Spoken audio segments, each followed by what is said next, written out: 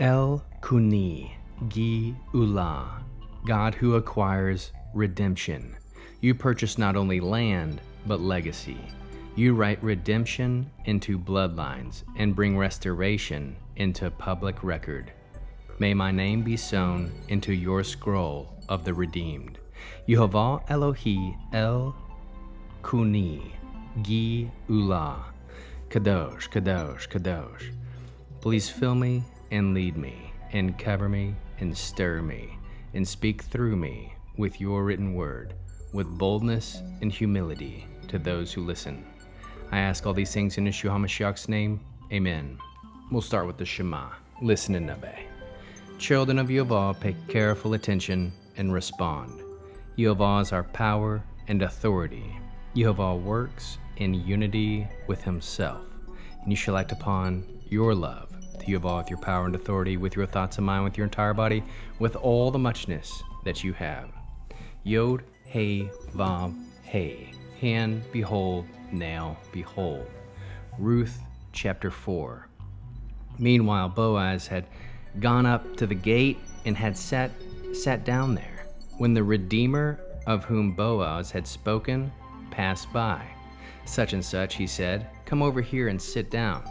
So he came over and sat down. He took 10 of the city's leaders and said, sit down here, and they sat down.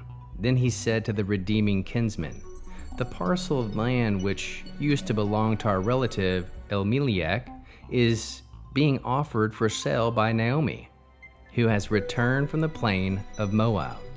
I thought I should tell you about it and say, buy it in the presence of the people sitting here and in the presence of the leaders of my people. If the presence of the people sitting here and in the presence of the leaders of my people, if you want to redeem it, redeem it. But if it is not to be redeemed, then tell me, so I can know, because there is no one else in the line to redeem it, and I'm after you. He said, I want to redeem it. Then Boaz said, the same day you buy the field from Naomi, you must also buy Ruth, the woman from Moab, the wife of the deceased son, in order to raise up the name of the deceased and heir for his property. The redeemed said, then I can't redeem it for myself, because I might put my own Aleph Tav inheritance at risk. You take my Aleph Tav right and redemption on yourself, because I can't redeem it. In the past, this is what was done in Israel to validate all transactions involving redemption. In exchange, a man took off his shoe and gave it to the other party. This was the form of attestation in Israel. So the Redeemer said to Boaz, buy it for yourself, and took off his shoe. Boaz addressed the leaders and all the people, you are witnesses today that I am purchasing Aleph Tav from Naomi, all that belonged to Elimelech, and Aleph Tav, all that belonged to Kilon and Mahalan. Also, I am acquiring Aleph Tav as my wife Ruth, the woman from Moab, Aleph Tav, the wife in Malchon, in order to raise up in the name of the deceased an heir for his property, so that the name of the deceased will not be cut off from his kinsmen and from the gate of this place. You are witnesses today. All the people at the gate and the leader said, we are witnesses. May Yehovah make the woman who has come into the house like Rachel and like Leah, who between them built up the house of Israel. Do worthy deeds in Ephrath, become renowned in Bethlehem. May your house, because of the seed of Yehovah, will give you from this young woman, because like the house of Peretz, whom Tamar bore Yehudah. So Boaz took Aleph Tav Ruth, and she became his wife.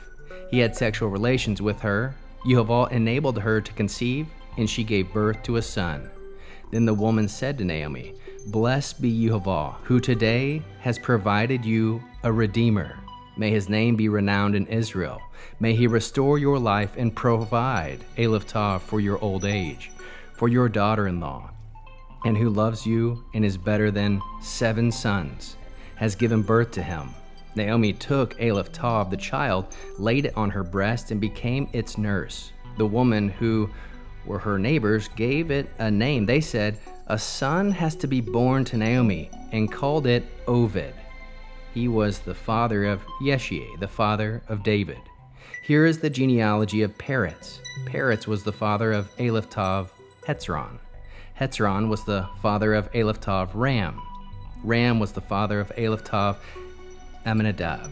Amminadab was the father of Aleph-Tav Nachshon. Nachshon was the father of Aleph-Tav Salmon.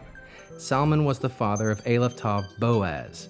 Boaz was the father of Aleph-Tav Oved, and Oved was the father of Aleph-Tav Yashi, and Yashi was the father of Aleph-Tav David. How can we learn to love our Creator after reading this interesting prophetic fourth and final chapter of Ruth? We can love Yahweh by showing up at the gate when it's time to fulfill redemption, not just speak about it.